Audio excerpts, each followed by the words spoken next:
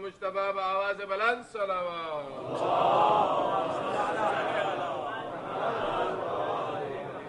برائے خوشنود امام العصر امام زمانہ بآواز بلند صلوات.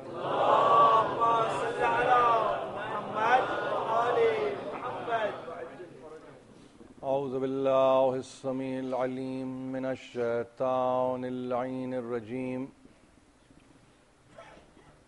بسم اللہ الرحمن الرحیم.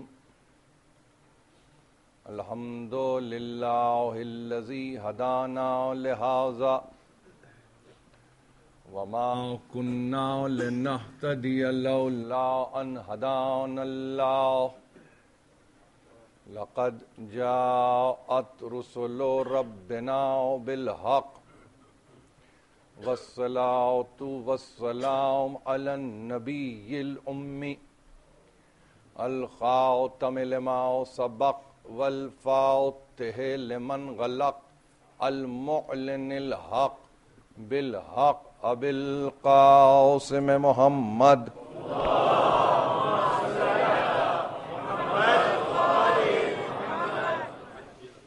اہل بیتہ الطیبین الطاہرین المعصومین المظلومین الذین اذهب اللہ عنہم الرجس وطہرہم تطہیرا.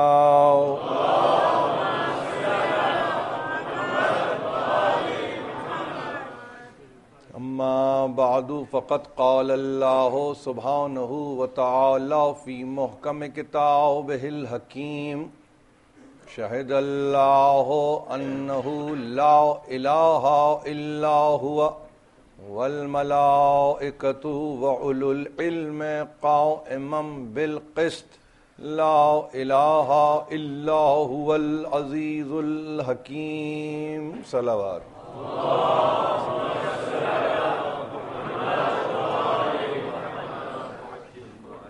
عزیزان محترم، چھٹی محرم ہے اور ہم اپنے معین عنوان پر باقی رہتے ہوئے آپ کی توجہات کو آمادہ پاتے ہیں کہ گفتگو ہو اور گفتگو نتیجہ خیز ہو. دین و دنیا عنوان ہے.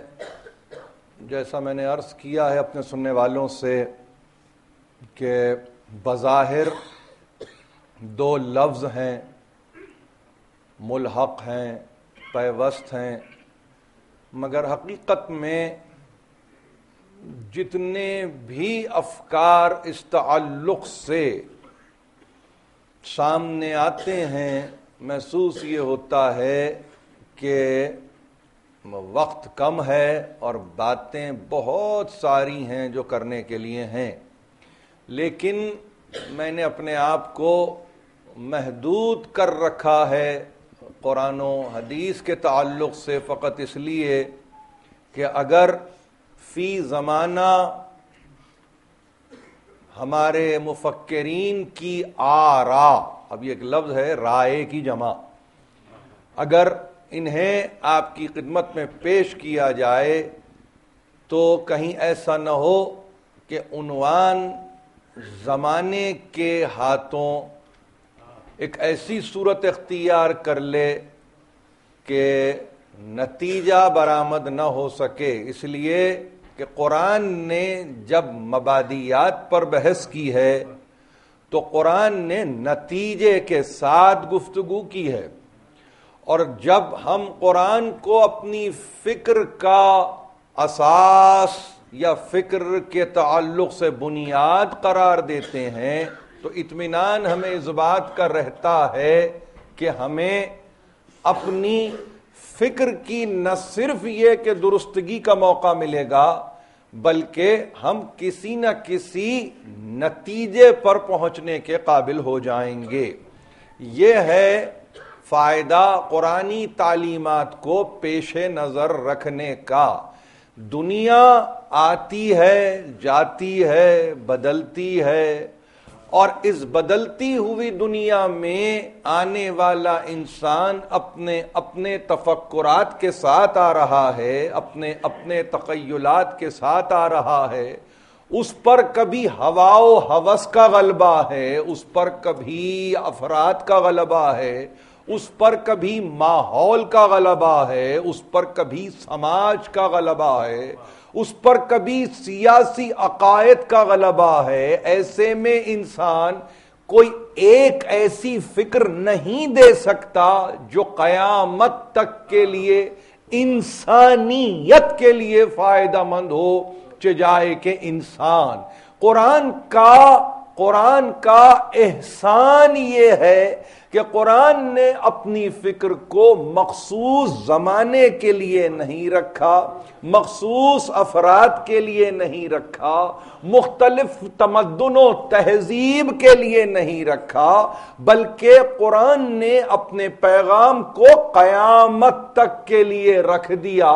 اب جو آئے اپنے آپ کو قرآن پر پرکھے، اس جملے کو یاد رکھیے، جو آئے قرآن کو اپنی کسوٹی بنائے، جو آئے قرآن کو اپنی مہک بنائے، جو آئے قرآن کو اپنے لیے میزان بنائے، جو آئے قرآن کو اپنے لیے میجرمنٹ کا وہ آلہ بنائے جس میں اعمال اور افکار تولے جاتے ہوں۔ یعنی وہ واحد کتاب ہے کہ جو ہوا و ہوس یا افراد کی فکر کے نتیجے میں کسی غلبے میں مبتلا نہیں ہوتی، بلکہ یہ وہ کتاب ہے جو قیامت تک کے لیے آنے والی ہر امت کے لیے فکری اساس بن جاتی ہے۔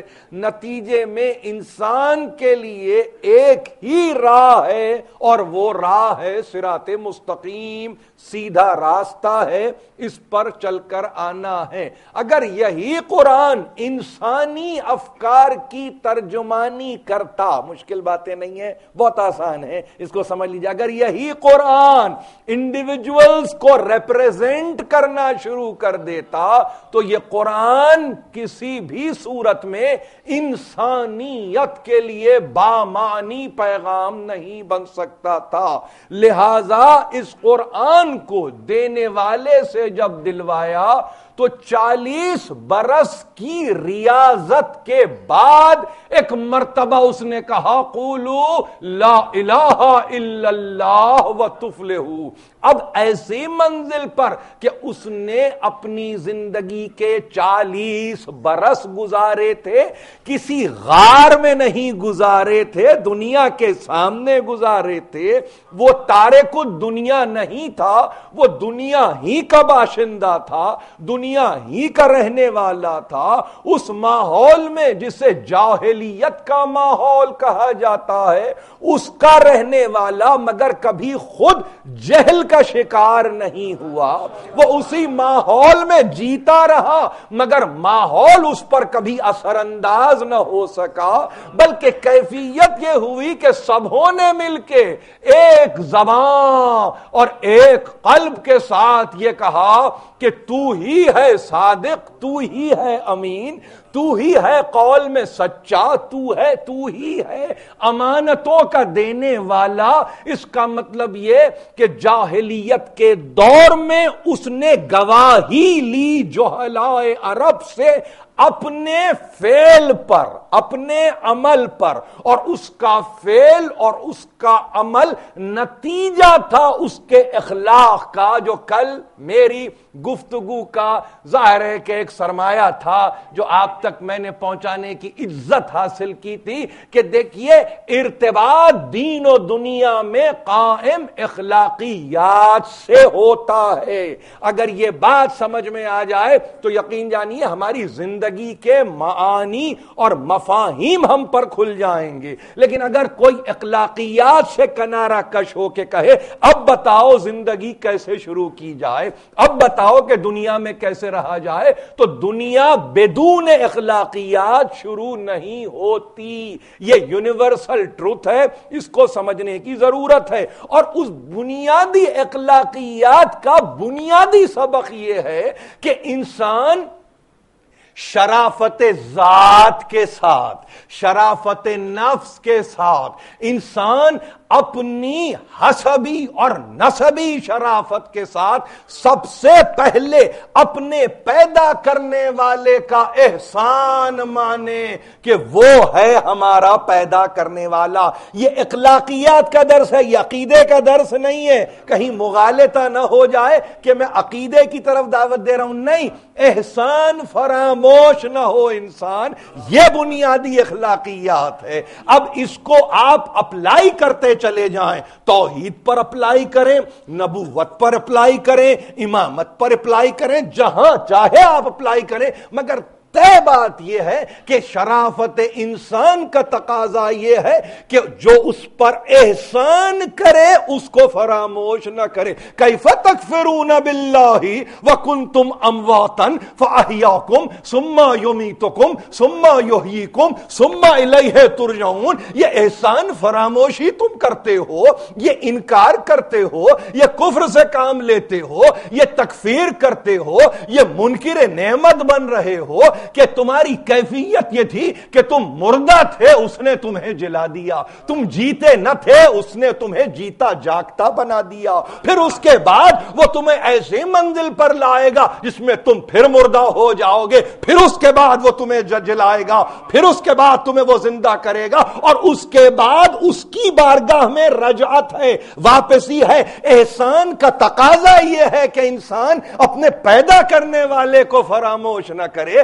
بنیادی اخلاقیات کا درس یہ ہے، موریلٹی ہے۔ دیکھیے اس کو کہیں آپ عقیدے میں نہ الجھا دیجئے کہ بھئی عقیدہ ہے کہ اللہ پر ایمان رکھنا ہے، وہ عقیدہ اپنے مقام پر ہے، مگر عقیدے سے پہلے اخلاق ہے جو آپ کی زندگی میں مستعمل ہے کہ اس کا انکار نہ کیا جائے بلکہ اس کا اقرار کیا جائے، یہ جانا جائے کہ اس نے ہمیں پیدا کیا ہے، یہ جانا جائے کہ ہماری ہستی کسی قابل نہ تھی، یہ جانا جائے کہ ہم یہ کہیں کہ پروردگار ہم اس عالم میں نہ تھے، تو نے ہمیں اس عالم میں لا کھڑا کیا، یہ احسان ہے اس کا۔ تو جو اپنے خالق کی پیدائش کے، موت کے تعلق سے، رجعت کے تعلق سے احسان مندی کا ثبوت دے گا، ایسا انسان کامل قرار پائے گا۔ سرکار رسالت میں آپ کی زندگی کو اٹھا کے دیکھیے، آپ اخلاقیات کی بات کرتے ہیں، جسٹس کی بات کرتے ہیں، لبرٹی کی بات کرتے ہیں، کنٹینٹمنٹ کی بات کرتے ہیں، قناعت کی بات کرتے ہیں، تحمل کی بات کرتے ہیں، بردباری کی بات کرتے ہیں، آپ بات کرتے ہیں، آپ ورچوز کو سامنے رکھ کے بات کرتے ہیں۔ میں بنیادی ورچو کا تذکرہ کر رہا ہوں، اور وہ ہے کہ انسان کو کسی بھی طرح سے احسان فراموش نہیں ہونا چاہیے۔ ہم اپنے گھر میں بچے کو یہ سکھاتے ہیں، ہم چھوٹے بچے کو یہ سکھاتے ہیں کہ دیکھو اگر ایک مرتبہ احسان کسی کا قائم ہو جائے تو پھر گردن جھکی رہتی ہے اس کے سامنے، گردن اٹھتی نہیں ہے اس کے سامنے۔ کیوں؟ اس کا مطلب یہ نہیں کہ غلامی کا طوق آپ پہن لیتے ہیں، اس کا مطلب یہ کہ یہ ادب ہے، یہ آداب اخلاقیات میں ہے کہ کسی نے پیاس میں پانی کا ایک کوزہ، پانی کا ایک لیوان، پانی کا ایک گلاس آپ کو دے دیا، قیامت تک کے لیے اس کا احسان آپ پر ہو گیا، اس لیے کہ جس کیفیت میں آپ تھے، آپ تڑپ رہے تھے، آپ مر رہے تھے، آپ کا دم نکل رہا تھا، اس نے ذرا سے پانی کے چند قطرے آپ کے گلے میں ٹپکائے، آپ کو حیات نو دے دی، آپ کو زندگی دے دی، آپ کو وہ دے دیا جو آپ کے ہاتھوں سے نکل رہا تھا۔ تو اس کا مطلب کیا ہوا؟ ایسے موقع پر کہنے والے کہتے ہیں کہ وہ ایک گلاس کا حساب ایک دوسری گلاس سے برابر نہیں کیا جا سکتا، اس کو اب آپ برابری پہ نہ ڈالیے بلکہ اب آپ اس کے احسان مند ہو جائیے۔ یہ چھوٹے چھوٹے یہ وہ واقعات ہیں، یہ وہ حکیمانہ باتیں ہیں کہ اگر اس سطح پر انسان سمجھ لے تو پیدا کرنے والا خود بخود سمجھ میں آ جائے گا، لیکن جہاں یہیں سمجھ میں نہ آئے تو وہاں پہ پیدا کرنے والا کیا سمجھ میں آئے گا؟ انسان مقابلے پر کھڑا ہو جاتا ہے۔ دیکھیے شیخ سعدی اتنا بڑا نام ہے، 13ویں صدی عیسوی کا نام ہے، اور اس نام کے تعلق سے کبھی آپ کے مطالعے میں، اب تو انگریزی میں ترجمہ آ چکا ہے، بوستان کا بھی آ چکا ہے، گلستان کا بھی آ چکا ہے، اٹھا کے دیکھیے کہ بوستان کو اگر آپ ملاحظہ فرمائیں تو ایپک ورسز ہیں، اس میں سارے کا سارا کلام منظوم ہے۔ گلستان کو آپ دیکھیں تو اس میں فلسفیانہ باتیں ہیں، حکیمانہ باتیں ہیں، ناصحانہ باتیں ہیں، وہ ساری باتیں ہیں کہ جو حکمت پر مبنی ہوتی ہیں، نظم و نثر کے ساتھ ہیں۔ یہ شیخ سعدی کا نام میں نے اس لیے لیا ہے کہ شیخ سعدی نے سرکار رسالت مآب کے تعلق سے ایک عجیب بات کہی ہے، وہ بھی آپ ذہن نشین کر لیں، اس لیے کہ ہمارے پاس بہت کم سننے کو ملتا ہے، اور ظاہر ہے کہ بیان کرنے والے بیان کرنے میں ذرا سی غفلت کا بھی یعنی مظاہرہ کرتے ہیں۔ ہم ظاہر ہے کہ کوشش یہ کر رہے ہیں کہ اس انداز سے بیان ہو جائے جس کے نتیجے میں زبان کا مسئلہ نہیں ہے، بیان کا مسئلہ نہیں ہے، تھاٹ کو محسوس کرنے کی ضرورت ہے۔ شیخ سعدی فرماتے ہیں کہ دنیا ظاہر ہے کہ سرکار رسالت مآب کے تعلق سے نہیں معلوم کیا کچھ بیان کرتی ہے اور کیسے کیسے معجزوں کا تذکرہ کرتی ہے، مگر شیخ سعدی کہتے ہیں کہ میری کل زندگی کا خلاصہ، فکری خلاصہ سرکار رسالت مآب کے تعلق سے یہ ہے کہ کہتے ہیں معجزہ۔ کون سا معجزہ؟ معجزہ ہزار، بہترین معجزہ، بہترین معجزہ، بہترین معجزہ، یعنی ہزار معجزوں سے بہترین معجزہ کیا ہے؟ یہ شیخ سعدی کہہ رہے ہیں کہ بہترین معجزہ۔ شیخ سعدی فرماتے ہیں بہترین معجزہ سرکار رسالت مآب کے تعلق سے یاد رکھو، ادب نیک بود و خلق عظیم۔ سرکار رسالت مآب کے تعلق سے ہزار معجزوں سے بہترین، بہترین ہے ہزار معجزاش ادب نیک بود و خلق عظیم۔ چھوٹا سا شعر ہے، فارسی شعر ہے، ترجمے کی بھی ضرورت نہیں ہے۔ ہزار معجزوں سے بہتر معجزہ اگر سمجھنا ہے تو کیا ہے؟ نیک آداب اور عالی اخلاق۔ یہ سرکار رسالت مآب ہیں۔ دیکھیے میں نے کیوں کہا، اس لیے کہا میں نے آپ سے، کل کی گفتگو کا اگر ایک ٹکڑا آپ کو یاد ہے، میں نے کہا تھا کہ 40 برس کی زندگی، اب یہ قرآن نازل نہیں ہوا ہے، 40 برس کی زندگی، اس پہ بہت سوچئے، اس پہ بہت غور کیجئے، جا کے کبھی کبھی اپنے یوں سمجھے خالی اوقات میں تفکر جب کریں آپ تو انتہائی تنہائی میں بیٹھ کے سوچیں کہ میں نے کیا کہا۔ 40 برس کی زندگی ہے، قرآن نہیں آیا، قرآنی احکام ابھی نہیں آئے، قرآن کے تعلق سے ابھی فرامین قرآن نہیں آئے ہیں، مضامین قرآن نہیں آئے ہیں، قرآن کا کانٹینٹ ابھی نہیں آیا ہے، ریویلیشن کی کوئی صورت قائم نہیں ہوئی ہے۔ بہترین پیک ٹائم گزار لیا ہے سرکار رسالت مآب نے اپنی زندگی کا، قرآن نہیں ہے۔ مگر عجیب بات یہ ہے، اب جو جملہ ہے میرا اس کو غور سے یاد رکھیے، عجیب بات یہ ہے 40 برس کے بعد جب قرآن آیا تو کسی کی مجال نہیں ہوئی کہ قرآن کی آیتیں جب یہ پڑھ کے سناتے تھے تو کوئی یہ کہتا کھڑے ہو کے کہ مگر آپ تو ایسا نہیں کرتے تھے، مگر آپ کا طریقہ تو یہ نہیں تھا۔ دیکھیے کتنی اہم بات ہے یہ، کتنی اہم بات ہے یہ۔ دنیا جسے آج کہتی ہے ہمارے لیے گائیڈنس قرآن ہے، دنیا کے لیے قرآن گائیڈنس، رسول کے لیے قرآن نہیں تھا، رسول کے لیے قرآن نہیں تھا۔ وَإِنَّكَ لَعَلَىٰ خُلُقٍ عَظِيمٍ والی آیت آپ کے سامنے ہے نا، میں نے یہ بھی کہا تھا اکارڈنگ ٹو ریویلیشن دوسرا چیپٹر ہے یہ، 114واں ہوتا تو میرا مقدمہ بیکار ہو جاتا۔ آپ کہتے کہ یہ تو 114 سورے آ گئے تھے، ظاہر ہے کہ اس کے بعد کا تذکرہ ہے کہ تم بڑے عالی مرتبہ ہو اپنے اخلاق میں، نہیں دوسرا سورہ ہے یہ۔ دیکھیے بہت تھاٹ پرووکنگ بات ہے یہ، اس کو سمجھنے کی ضرورت ہے۔ 40 برس کے بعد آنے والا قرآن اب کیا کر رہا ہے آپ کو معلوم ہے؟ سند دے رہا ہے ان کے عمل پہ، جسے آپ قرآن کہتے ہیں، جسے آپ حکم ربانی کہتے ہیں، جسے آپ فرمان الہی کہتے ہیں، جسے آپ اللہ کا حکم کہتے ہیں، وہ رسول کے عمل پہ گواہ ہے۔ وہ رسول کے عمل پہ گواہ ہے. قرآن رسول کے عمل پہ گواہ بننے والی کتاب کا نام ہے.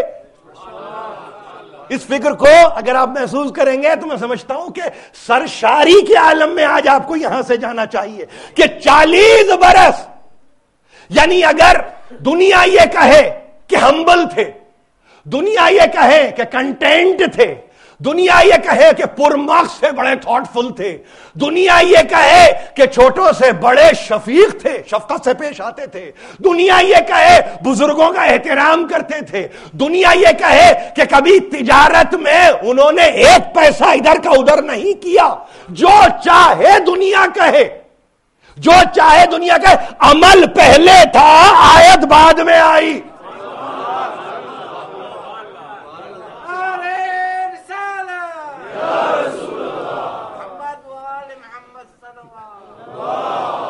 دیکھیے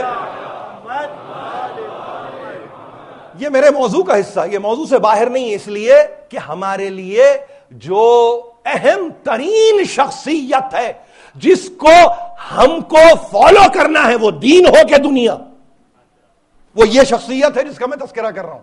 40 برس کی ریاضت اور اس کے بعد قرآن کا آنا، اور پھر کسی کارنر سے یہاں طبقات کی گفتگو کر لیں، یہاں راستوں کی گفتگو کر لیں، یہاں مسالک کی گفتگو کر لیں، یہاں پہ مختلف نوع افکار کی گفتگو کر لیں، یہاں پہ اصحاب میں جو ظاہر کے مختلف نوع قسم کے لوگ تھے ان کی گفتگو کر لیں. کسی نے جب میں کہہ رہا ہوں کسی نے یہ نہیں کہا کہ آپ کے اسٹینڈرڈز کچھ اور رہے 40 برس تک اور قرآنی اسٹینڈرڈ کچھ اور ہے.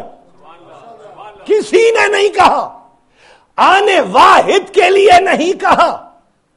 کیوں آپ کو معلوم ہے کیوں؟ اس لیے کہ اگر آپ ان کے اخلاقی اعمال میں یہ گنجائش نکالیں گے تو آہستہ آہستہ یہ مرض کی صورت اختیار کرتے ہوئے سرکار رسالت مآب کے تعلق سے اس منزل پر آ جائے گا جس پہ آپ آخر میں یہ کہہ رہے ہوں گے کہ کچھ شرک بھی تھا،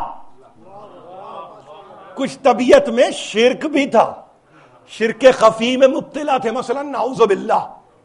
اس لیے میری بات کو ذہن نشین کیجئے، اور وہ بات یہی ہے کہ 40 برس کی پوری عمر ہوتی ہے، ایک عمر ہوتی ہے 40 برس. اس عمر کو گزارنے کے بعد اپنی سند پہ، کسی اور کی سند پہ نہیں، ابو جہل کی سند پہ نہیں، ابو سفیان کی سند پہ نہیں، ابو لہب کی سند پہ نہیں، اپنی سند پہ کھڑے ہو کے کہا کہ دیکھو میں حق کی طرف دعوت دے رہا ہوں، آؤ. اپنی سند پہ، کسی اور کے سہارے پہ نہیں. یعنی سند کیا مطلب؟ اپنے کیریکٹر کو معیار بنایا، اس کیریکٹر کو دنیا کے سامنے رکھ دیا اور کہا دیکھو جس کا کیریکٹر یہ رہا ہو، اب جب وہ تمہیں ایک تمدن اور تہذیب دے رہا ہے تو اس کو کبھی بھلا نہ دینا، اس کو کبھی فراموش نہ کر دینا. قرآن تمدن کا نام ہے، قرآن تہذیب کا نام ہے، قرآن دین ہے، قرآن دنیا ہے. اس کو اس طرح سے سمجھنے کی ضرورت ہے. کھڑے ہوئے بتلایا، کسی نے نہ اس وقت نہ اس وقت نہ قیامت تک کسی میں جرأت ہے کہ یہ کہہ سکے کہ آپ کے اعمال، آپ کے افعال مختلف تھے. یعنی آپ کا نظریہ کچھ اور ہے، آپ کا عملیہ کچھ اور ہے، تھیری میں کچھ اور ہیں، پریکٹس میں کچھ اور ہیں، ظاہر میں کچھ اور ہیں، باطن میں کچھ اور ہیں. کوئی نہیں کہہ سکتا. اس کا مطلب کیا ہوا؟ اس کا مطلب یہ ہوا کہ قرآن نے فقریہ طور پر اپنے آپ کو محمد کے قصیدے کے طور پہ پیش کیا ہے. دیکھیے یہ عجیب بات ہے. لَقَدْ أَنزَلْنَا إِلَيْكُمْ فِيهِ ذِكْرُكُمْ. کیا ہے، کیسا ہے، کس طرح سے ہے؟ یعنی اگر کوئی یہ کہے کہ یہ آ رہی ہے تم تک، اس میں تمہارا ہی ذکر ہے، تو پھر کیا مطلب ہوا؟ اس کا مطلب یہ ہوا کہ اب یاد رکھیں دنیا کو عقل سے کام لینا ہے. تو کیا مطلب؟ اس کا مطلب یہ ہوا کہ اب آنے والے سارے اوقات میں ایک پہ بھروسہ کر کے چلنا ہے اور اس کا نام ہے محمد. مگر عجیب بات یہ ہے کہ محمد نے اس بھروسگی کو اپنی حد تک روک کے نہیں رکھا. اس بھروسگی کو اپنی حد تک روک کے نہیں رکھا، اس بھروسے کو منتقل کیا ہے. اور منتقل کرتے ہوئے بتایا کہ دیکھو اس کو جس کا میں بار بار نام لیتا ہوں نا، یہ اس قابل ہے کہ اس پہ بھروسہ کیا جائے. جب میں اس پر بھروسہ کرتا ہوں تو تمہیں بھی اس پہ بھروسہ کرنا چاہیے. یہ لفظ بھروسہ اور کھل گیا کہ جب خیبر کی منزل آئی اور ایک ایک پہ تکیہ کر کے ایک ایک پہ بھروسہ کر کے دیکھ لیا، وہاں کوئی نظر ہی نہیں آیا، کوئی ٹھہرا ہوا ہی نہیں ملا. تو کہا دیکھو ایک ایسے کا نام نشان پتہ بتائے دیتا ہوں کہ کہیں بھی ہو وہ کہیں بھی ہو تم پکارو گے وہ حاضر ہو جائے گا. یہ سنت ہے.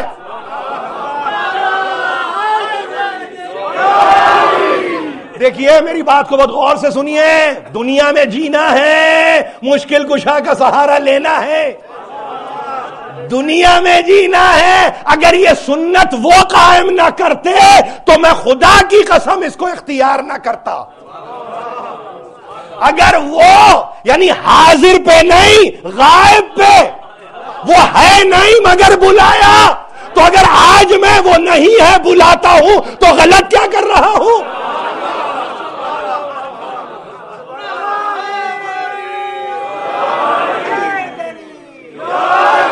ہم سب کا مولا، ہم سب کا آقا، ہم سب کا ہادی، ہم سب کا رہبر، آتا ہے خیبر، ساقی کوثر، شافی محشر، زہرا کا شوہر، حسین کا بابا، عیسیٰ سے پوچھا، صحابی بولے، ذرا مل کے بولو، ذرا زور سے بولو، نعرہ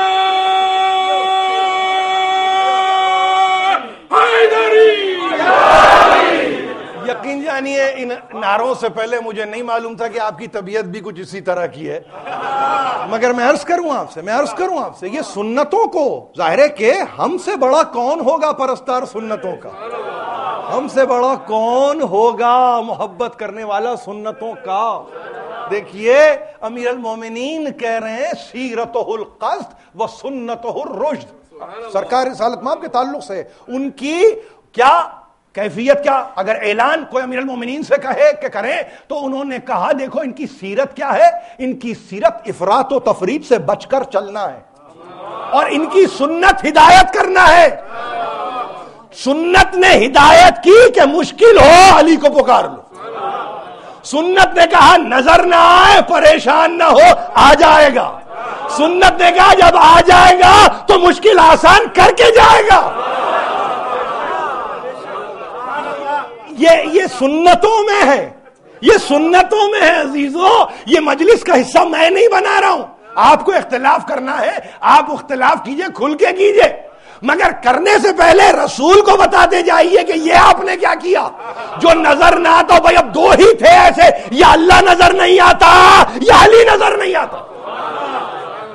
مگر وہ ہے حبل ورید سے نزدیک، یہ ہے آواز دینے کی دیر ہے یہ نزدیک.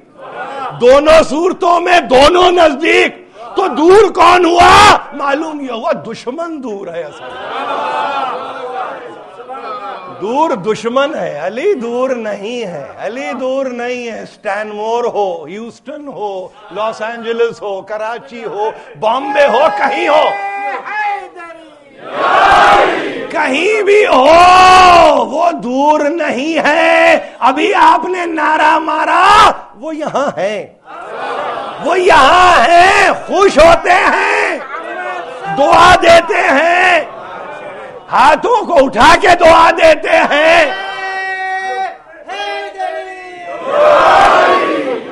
اسی لیے جاتے جاتے علامہ اقبال نے عجیب بات کہی تھی مسلمانوں کے لیے، تیرے صوفے ہیں افرنگی، تیرے قالی ہیں ایرانی، لہو مجھ کو رلاتی ہے جوانوں کی تناسانی، امارت کیا شکو ہے خسروی بھی ہو تو کیا حاصل، نہ زور حیدری تجھ میں نہ استغنا ہے سلمانی۔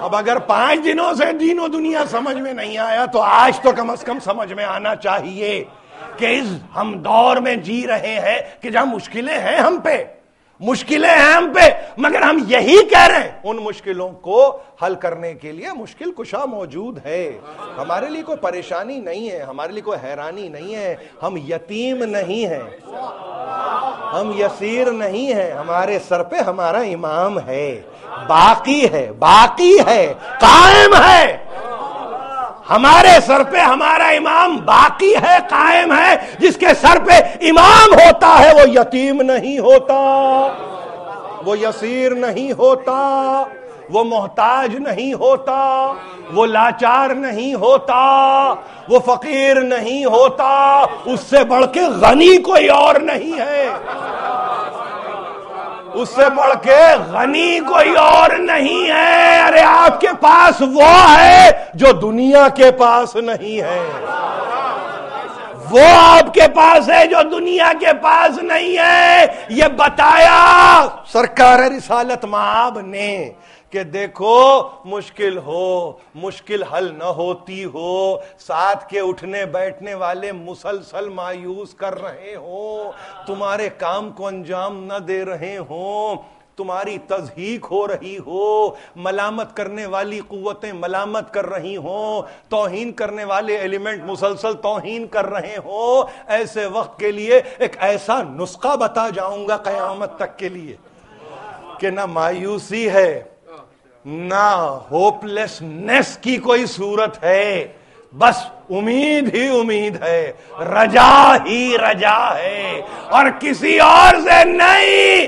بتایا اپنی زندگی میں کہ دیکھو کسی بھی کیفیت میں وہ ہو، جب مشکل دین پہ آ جائے اور نتیجے میں دنیا بگڑنے لگے تو وہ بلاؤ اسے، وہ آ جائے گا، اور جب وہ آ جائے گا تو تمہیں پریشان ہونے کی ضرورت ہے، مشکلیں تمہاری آسان ہو جائیں گی، بس کوشش تمہاری یہ ہو کہ تم اسے پکارو، اگر زبان نہیں چلتی دل سے پکارو، دل نہیں چلتا دماغ سے آواز دو، دل و دماغ میں کوئی اختلاط پیدا ہو رہا ہے، اختلاف ہو رہا ہے تو نگاہوں سے آواز دو، وہ چلا آئے گا، تم سوچو وہ آ جائے۔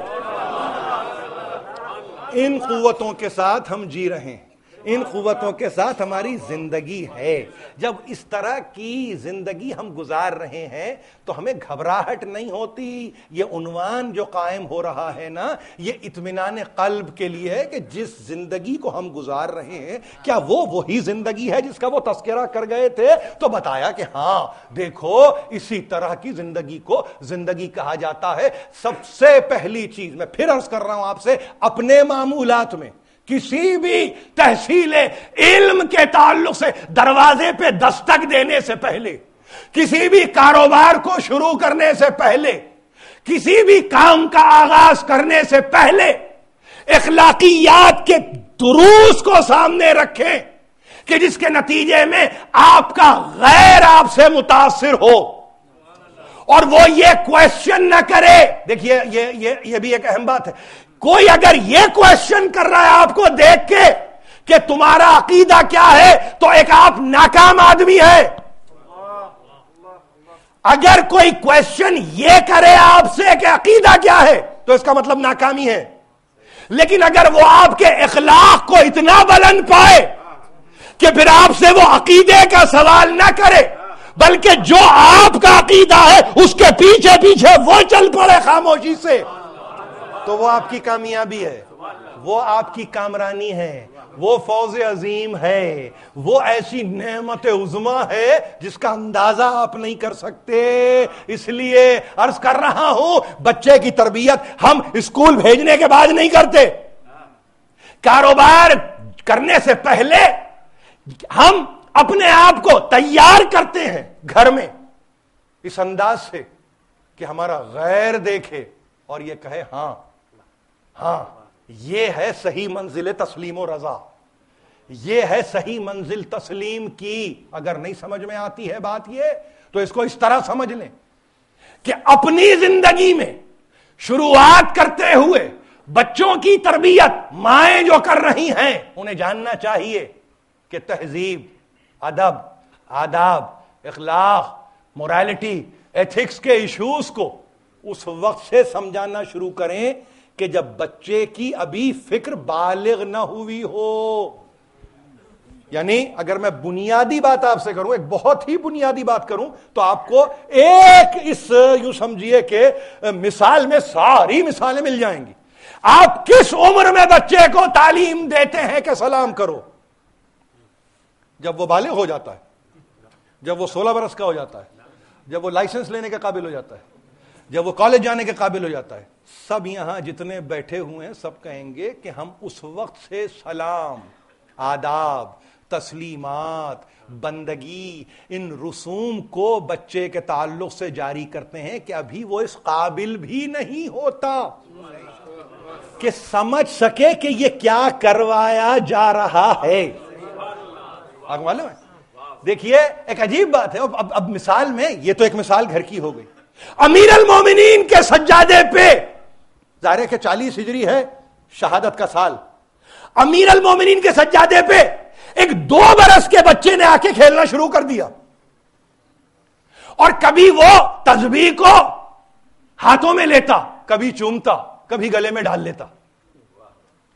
وہ بچہ کون ہے آپ کو معلوم ہے؟ علی ابن الحسین، زین العابدین، سید الساجدین۔ کسی نے پوچھا کہ یہ باعث ناراحتی تو نہیں ہے؟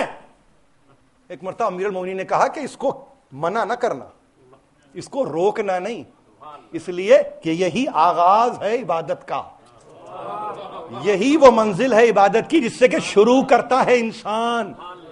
گھروں میں جب آپ مصلی بچھاتے ہیں تو اس نخوت کے ساتھ مصلی بچھانے کی ضرورت نہیں ہے کہ دیکھو کوئی آنے نہ پائے، بچہ نہ آنے پائے، نہیں آنے دیجئے۔ وہ اس سجدگاہ کو بھی اٹھائے گا، وہ اس کو منہ میں بھی لے گا، وہ تسبیح کو ہاتھ میں بھی لے گا، اور کبھی کبھی بے ساختہ تسبیح کے دانوں کو بکھیر بھی دے گا، مگر اخلاقیات کا تقاضا یہ ہے کہ اسے اس عبادت سے محروم نہ کیا جائے۔ اب سمجھ رہے ہیں آپ؟ ایک پہلی مثال آداب و تسلیمات کی، ایک آخری مثال عبادات کی۔ کسی صورت میں نہ اس منزل پر ہم بچے کو یہ کہتے ہیں کہ یہ کیا ہو رہا ہے، نہ اس منزل پر ہم بچے کو یہ کہتے ہیں کہ یہ کیا کر رہے ہو۔ یعنی یہ وہ منزلیں ہیں کہ ابھی معقولات کا کام نہیں ہے، عقل ابھی داخل نہیں ہوئی، تجربہ ابھی داخل نہیں ہوا، وجدان ابھی داخل نہیں ہوا، کسی صورت میں بھی ابھی کوئی منزل اس بچے کی زندگی میں آئی ہی نہیں۔ مگر سائنٹسٹ کے پاس آپ جائیں تو وہ یہ کہے گا کہ ایک ایسی میموری، ایک ایسا حافظہ اس کے پاس ہے کہ جس میں یہ ایونٹس کو وہ ریکارڈ کرتا رہتا ہے، تاہی کہ جب وہ وقت آ جائے کہ جب وہ استعمال کے قابل ہو تو وہ یقین کے عالم میں کہتا ہے کہ پہلا سال اس وقت کہ جب میں نے کہا تھا سلام، پہلا سال کہ جب میں گیا تھا مصلی پہ۔ وہ پھر ایسی منزل ہوتی ہے کہ جہاں پہ انسان کے وہ تجربات میں ایسے تجربات بن جاتے ہیں کہ جس کا کوئی ریپلیسمنٹ ویلیو نہیں ہے۔ میری باتوں کو بہت غور سے سنیے، دنیا میں جی رہے ہیں، دین کے سہارے جی رہے ہیں، یہی دین ہے آسانی کے لیے، مشکل کے لیے نہیں آیا۔ اس کو مشکل نہ بنائیے، اس دین کو ہوا نہ بنائیے، اس دین کے تعلق سے ڈرائیے نہیں، دھمکائیے نہیں.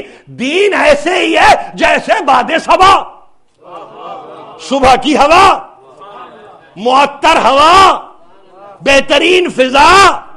صرف سانس لینا ہے، سانس لینا اختیاری عمل نہیں ہے، بے اختیار عمل ہے.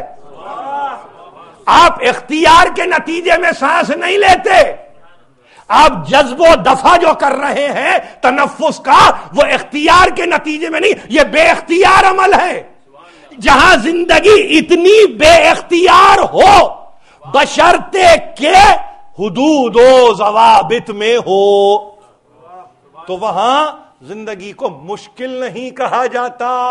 اخلاقیات، ethics, code of conduct, morality, جو چاہے آپ کہیے، مگر صرف یہ گزارش ہے کہ اس میں بنیاد میں عقیدے سے پہلے اخلاق کو رکھیے. یہ کہہ کے نہیں کہ عقیدہ یہ ہے تو اخلاق یہ نہیں. پیغام کے لانے والے نے عقیدے کو پہلے بیان نہیں کیا تھا، اپنے آپ کو پیش کر دیا تھا. فکر و عمل میں، نظم و ضبط میں، ہر اعتبار سے اس نے اپنے آپ کو پیش کر دیا تھا. اور دنیا اس بات سے متاثر ہوئی، اس بات سے متاثر ہوئی کہ یہ آدمیت اور انسانیت کے تقاضوں کے عین مطابق ہے. اسی لیے کہنے والے نے کیا کہا؟ بنی آدم اعضائے یک دیگرند. یہ کون کہہ رہا ہے؟ سعدی نے کہا. پھر سعدی یاد آ گیا کہ بنی آدم، اولاد آدم ایک دوسرے کے اعضاء ہیں، ایک دوسرے کے آرگنز ہیں، اور ان کا عالم یہ ہے کہ یہ اعضاء ایک دوسرے کے ہیں. تو اب تقاضا کیا ہے کہ یہ ایک دوسرے کا مسلسل خیال کرتے رہیں.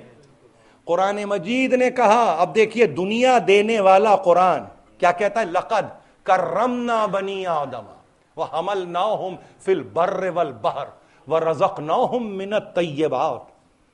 قرآن کہہ رہا ہے کہ دیکھو ہم نے بنی آدم کو وہ کرامت ذات دی، ہم نے بنی آدم کو وہ نعمتیں دی، ہم نے بنی آدم کو اتنا مکرم کر دیا، اتنا بلند کر دیا، اتنا اعلیٰ و عرفہ کر دیا کہ ہم نے اس کو بلندی تو دی ہی دی، مگر ہم اس کو بحر و بر پر لیے چلتے رہے. ہم نے اسے ہواؤں کے دوش پہ اٹھایا، ہم نے اسے وہ وسیع و عریض سمندر کہ جس پہ انسان چل نہ پاتا تھا، ہم نے مسخر کیا اس کے لیے کہ اس میں وہ چلے جائے، سیر کرے. اور یہی نہیں بلکہ ہم نے رزقناہم من الطیبات، ہم نے اس کو طیبات عطا کیے، اس میں سے ہم نے کھلایا، ہم نے اس میں سے پلایا، ہم نے حلال کو اس کے لیے ایسے کر دیا کہ اب کوئی اسے قیامت تک کے لیے حرام نہیں کر سکتا. وَفَضَّلْنَاهُمْ عَلَىٰ كَثِيرٍ مِّمَّنْ خَلَقْنَا تَفْضِيلًا، اور ہم نے بہترے مخلوقات پر اس کو فضیلت عطا کر دی. پیدا تو ہم نے سب کو کیا ہے، مگر اس دنیا میں بسنے کے لیے، بسانے کے لیے اولاد آدم کو ہم نے مکرم کر دیا، ہم نے قابل تکریم بنا دیا، ہم نے قابل اعزاز بنا دیا، اور ہم اس کو اس منزل پر لے آئے کہ ہم نے اس کے حوالے پوری دنیا کو کر دیا، بشرطے کہ، صرف ایک شرط ہے اس میں، اس سے زیادہ شرائط نہیں ہے، ایک شرط ہے. وہ شرط یہ ہے کہ اپنے خالق کا احسان مند رہے، اور بس. اب خالق کا احسان مند اس طرح سے رہے کہ ارسال رسول ہو تو شکر گزار کہ پروردگار تیرا شکر ہے کہ تو نے ہادیان برحق کو بھیجا، تو نے رہبران برحق کو بھیجا. خاتم النبیین کے بعد سلسلہ ہدایت اگر ائمہ کے ذریعے قائم ہو رہا ہے تو شکر گزار بنے کہ پروردگار تو نے ہمیں اس بحر بے کنار میں تنہا نہیں چھوڑا. تو نے ہمیں ہدایت دینے والے اماموں کے درمیان رکھ چھوڑا. صرف احسان ہی تو ماننا تھا. یہ کیا کیا انسان, یہ اے انسان تو نے کیا کیا؟ ایک ذرا سا احسان جو ماننا تھا, جس کے نتیجے میں پوری دنیا تیرے حوالے کر دی گئی تھی, تو نے یہ کیا کیا؟ تو ناشکرا ہو گیا, تو نے کفر سے کام لیا, تو نے طغیان سے کام لیا, تو اندھا بنا رہا, تو امی بنا رہا, تو نے اللہ کی نعمتوں کا انکار کیا. یعرفون نعمت اللہ ثم ینکرونہا واکثرہم الکافرون. نعمتوں کو جانتے بوجھتے تو نعمتوں کا منکر ہو گیا, دیدو دانستہ مکر گیا, دیکھ کے تو نے انکار کر دیا, تو نے نقصان پیدا کرنے والے کا نہیں کیا, تو نے اپنا نقصان کیا. تو نے کفر پہ اپنے آپ کو آمادہ کیا. اور جب کفر پہ انسان اپنے آپ کو آمادہ کرتا ہے تو وہ فرعون ہو, وہ نمرود ہو, وہ شداد ہو, وہ حامان ہو, وہ کوئی بھی ہو, یہاں تک کہ 60 ہجری میں یزید ہی کیوں نہ ہو, سب کے سب ایک ہی قطار میں نظر آئیں گے. اور ایک وہ گھرانہ کہ جس نے ہمیشہ حفظ حق کیا ہو, حق کی حفاظت کی ہو, وہ ہمیشہ سامنے نظر آیا. وہ کوئی بھی دور رہا ہو, کبھی وہ سورت نوح ہے, کبھی وہ سورت ابراہیم ہے, کبھی وہ سورت اسماعیل ہے, کبھی وہ سورت یعقوب ہے, کبھی وہ سورت عیسیٰ ہے, کبھی وہ سورت محمد ہے, کبھی وہ سورت حسین ہے. اور یہیں اگر میں رک جاتا تو بات ختم ہو جاتی. لیکن عجیب بات یہ ہے کہ وہ اب اگر سورت قاسم ابن حسن مجتبی کی بھی ہو تو یقین جانیے تذکرے میں اس لیے آسانی ہو جاتی ہے کہ گھرانہ ایک ہی ہے, گھرانہ ایک ہی ہے. میں نے بہت وقت لیا آپ کا.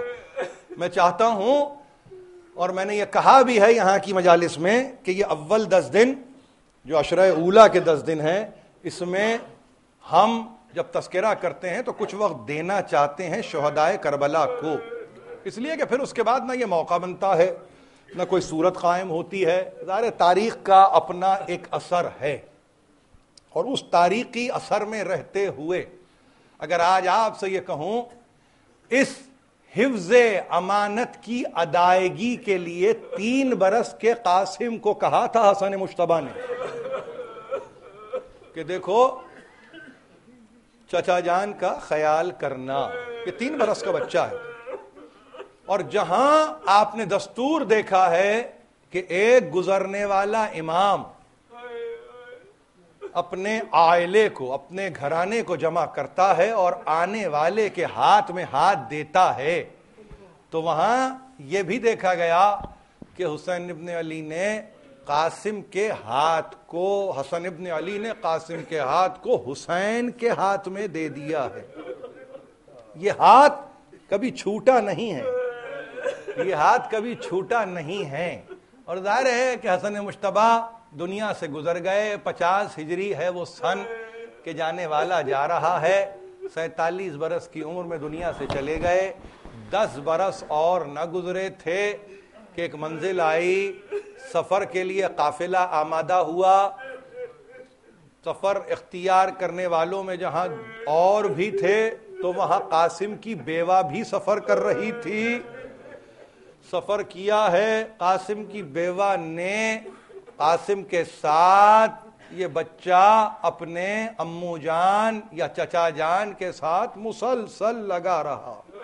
مسلسل اس بچے نے اپنے آپ کو لگائے رکھا تائیں کہ ایک وقت آیا کہ اصحاب جا چکے, آوان جا چکے, انصار جا چکے, بنی ہاشم میں کچھ اور تھے جو جا چکے. اس بچے کا عالم یہ مقاتل میں لکھا ہے کہ یہ واحد شہید ہے کہ جب اپنے چچا کو دیکھتا دوڑتا ہوا آتا, قدموں سے لپٹ جا. مقاتل میں کچھ ایسی باتیں ہیں کہ جو سننے کے قابل ہیں، اسے محفوظ کیجئے، اس لیے کہ یہ چیزیں ہمارے لیے اثاثہ ہیں، یہ سرمایہ ہیں۔ یا تو قاسم کا طریقہ یہ تھا کہ چچا کے قدموں سے آ کے اپنی آنکھوں کو رگڑتے، اپنے صورت کو رگڑتے، اور یہ ایک بات اور مقاتل نے لکھی ہے کہ چچا کا عالم یہ کہ قاسم کو اٹھا کے کلیجے سے لگاتے، فقط کلیجے سے نہیں لگاتے، مقاتل میں یہ لکھا ہے کہ جتنا بآواز بلند حسین کو روتا ہوا دیکھا ہے، یہاں تک کہ رخصت چاہی قاسم نے حسین بآواز بلند روتے روتے بے ہوش ہو کے گر گئے۔ یہ 57 برس کا سن ہے حسین ابن علی کا، 13 برس کی عمر ہے قاسم کی، اور بس اتنا کہتے ہیں کہ چچا جان مرنے کی رضا دیجئے، مرنے کی اجازت دیجئے، اتنا ہی سنتے اور یہ کہتے کہ بھائی کی نشانی کو میں مرنے کی اجازت کیسے دے دوں، کس طرح سے دے دوں؟ یہ بچہ دوڑ کے خیمے میں جاتا، کبھی ماں سے کبھی پھپھیوں سے، اتنا کہتا کہ کوئی چل کے مجھے اجازت تو دلوائے۔ اس بیان کو سن کے وہاں پھپھیاں تڑپ کے رہ جاتی، اس بیان کو سن کے ماں تڑپ کے رہ جاتی۔ ظاہر ہے حسین ابن علی امام وقت ہیں، کسی کی مجال نہیں ہے۔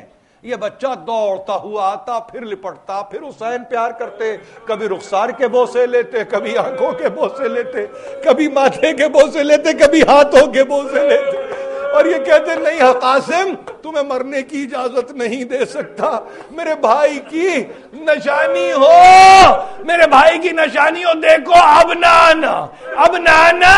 یہ سن کے ایک مرتبہ بڑے ہی مغموم، محزون، ملول قاسم ایک مقام بلند پہ جا کے بیٹھ گئے، سر کو جھکا کے بیٹھے ہوئے تھے کہ ایک مرتبہ ہاتھ نے بازو کو تھاما۔ اب جیسے ہی ایک ہاتھ بازو کو لگا تو یاد آیا کہ ایک تعویذ ہے جو جاتے ہوئے بابا نے باندھا تھا، اور یہ کہا تھا قاسم جب مشکل کا وقت آئے اور ایسی مشکل جس میں فیصلہ کرنے کے قابل نہ رہ سکو تو اس تعویذ کو کھول کے پڑھ لینا، اور جیسا لکھا ہو اس پہ عمل کرنا، اس پہ عمل کرنا۔ ایک مرتبہ تعویذ کو آنکھوں سے لگایا، کھولا، تحریر باپ کی دیکھی، ولدی یا قاسم اوسی کا انکا قد احاطت بہی ما امک الحسین فی الکربلا۔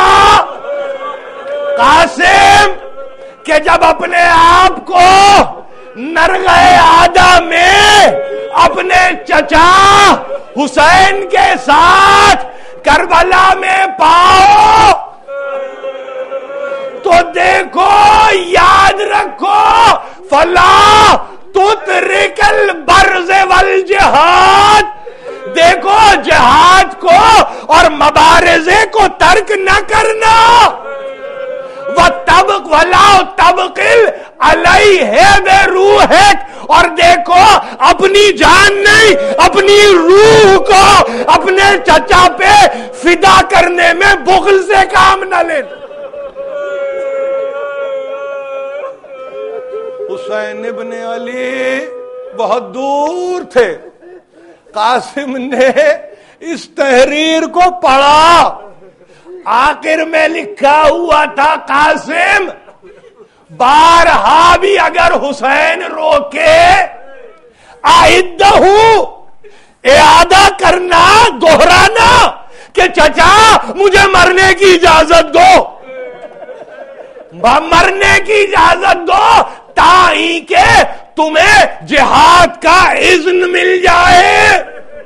یاد رکھو، یہ کیا عمل اختیار کر رہے ہو؟ یہ ایسا عمل ہے کہ ابد تک تم سلامت رہنے والے ہو. قاسم نے اس تحریر کو لیا، حسین ابن علی کے سامنے پہنچے، حسین کو بس اتنا کہا، امو جان بابا کا حکم لایا ہوں، بابا کا حکم لایا ہوں. تحریر کو حسین نے دیکھا، آنکھوں سے لگایا اور کہا بے اختیار بھائی کس منزل پہ آپ نے مجھے لا کے کھڑا کر دیا. جاؤ قاسم خدا حافظ، مگر پہلے جا کے ماں سے اور پھوپھیوں سے مل لو.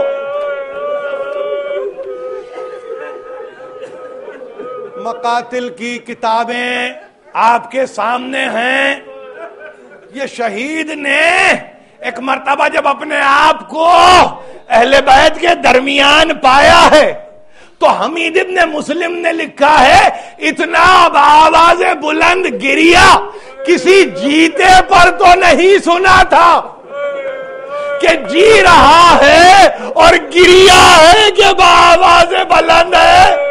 حسین ابن علی خیمے کا پردہ اٹھا کے گئے، امامے کو تقسیم کیا، غریبان کو چاک کیا، ایک حصہ امامے کا رخ انور پہ ڈالا، دوسرا سینے پہ پھیلا دیا، ایسا جیسے کسی زندے کو کفن دیا جاتا ہے.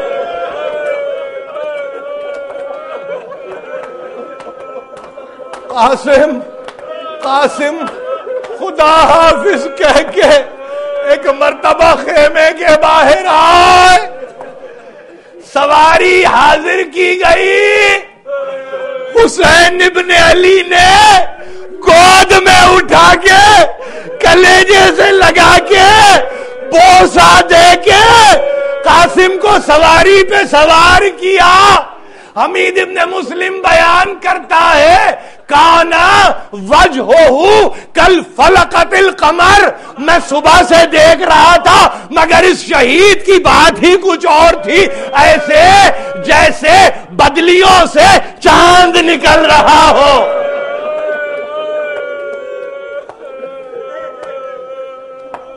یہ قاسم کی صورت ہے، کانا وجہہ کل فلقت القمر، ایسے جیسے قمر بدلی کی اوٹ سے نکل رہا ہو.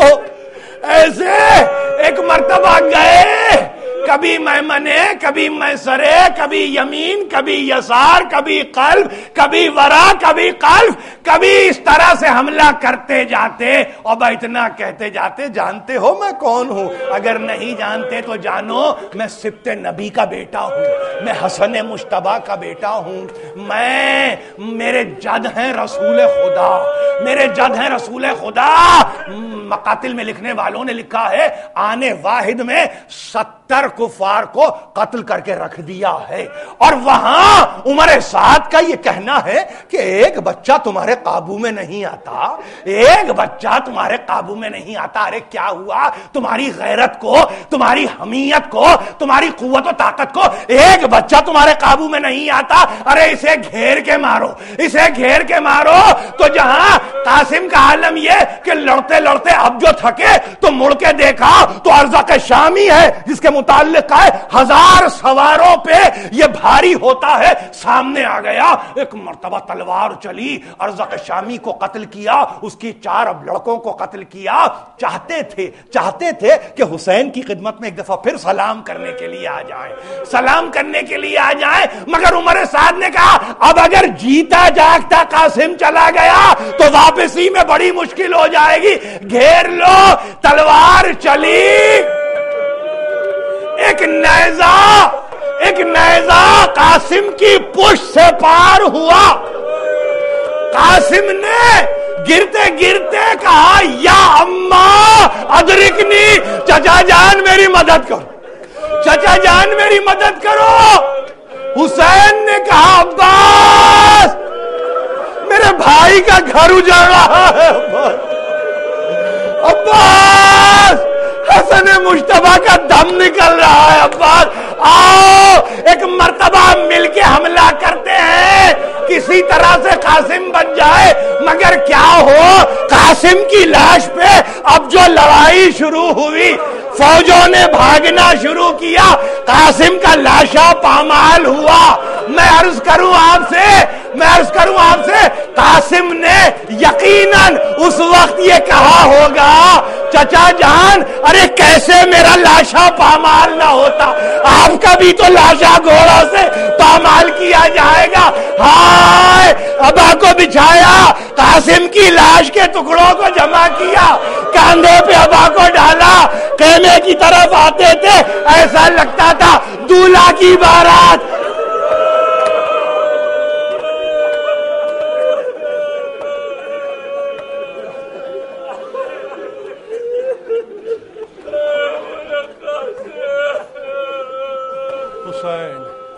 حسین